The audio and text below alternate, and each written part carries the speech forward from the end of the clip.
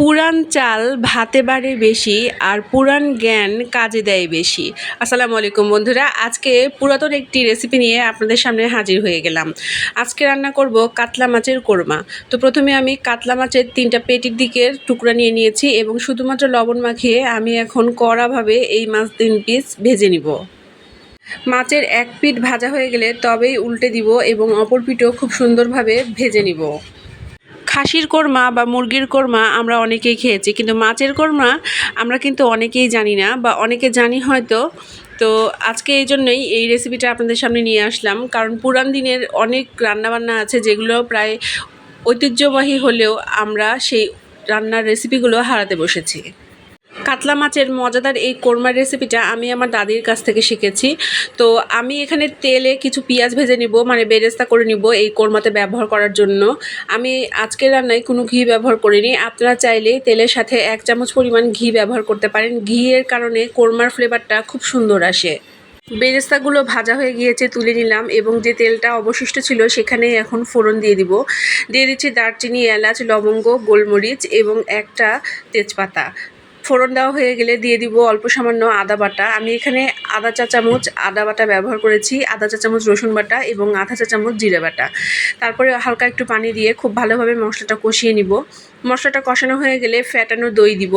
আমি এখানে 2 টেবিল চামচ দই নিয়ে ফেটে নিয়েছি এবং এখন এই দইটা আমার যে গ্রেভিটা সেটাতে অ্যাড করে দিব। দই অবশ্যই আপনারা হালকা আঁচে অ্যাড করবেন, না হলে দই কিন্তু ফেটে যাবে। রান্নার এই পর্যায়ে অ্যাড করে দিচ্ছি আধা চা চামচ লবণ এবং আধা চা চামচ ধনিয়ার গুঁড়া। তারপরে আবার খুব ভালোভাবে কষিয়ে নিব এবং তারপরে অ্যাড করে দিব ভেজে রাখা মাছগুলো। মাছগুলো অ্যাড করে কোনো পানি দিব না, আমি আগে মাছগুলো খুব ভালোভাবে গ্রেভির সাথে কষিয়ে নিব। মাছগুলো হালকা একটু কষানো হয়ে গেলে বাদাম, পোস্ত এবং কিশমিশ একসাথে বেটে রেখেছি সেটা অ্যাড করে দিব। আপনারা চাইলে কিন্তু গোটা কিশমিশও এর সাথে দিতে পারেন, তাতে গ্রেভির সাথে যখন আপনি কিশমিশ মুখে পড়বে তখন খেতে ভালো লাগবে। রান্নার এই পর্যায়ে অ্যাড করে দিচ্ছি 1 চা চামচ চিনি এবং আরও অ্যাড করে দিব কয়েকটা কাঁচামরিচ। আমি এখানে 2 থেকে 3 টুকরা কাঁচামরিচ ব্যবহার করেছি। দেখেন আমার রান্নাটা হয়ে গিয়েছে। এখন উপর দিয়ে কিছুটা বেরেস্তা ছড়িয়ে দিলাম। বেরেস্তা শুধু যে সৌন্দর্য বাড়ায় তা নয়, বেরেস্তার জন্য কোরমাটা খেতেও ভালো লাগে। আর আজকে আমি সাদা ভাতের সাথে এই কোরমাটা সার্ভ করব। তো প্রথমে নিয়ে নিচ্ছি অল্প সামান্য ভাত এবং তারপরে আমি এই ভাতের উপরে কোরমাটা সার্ভ করব।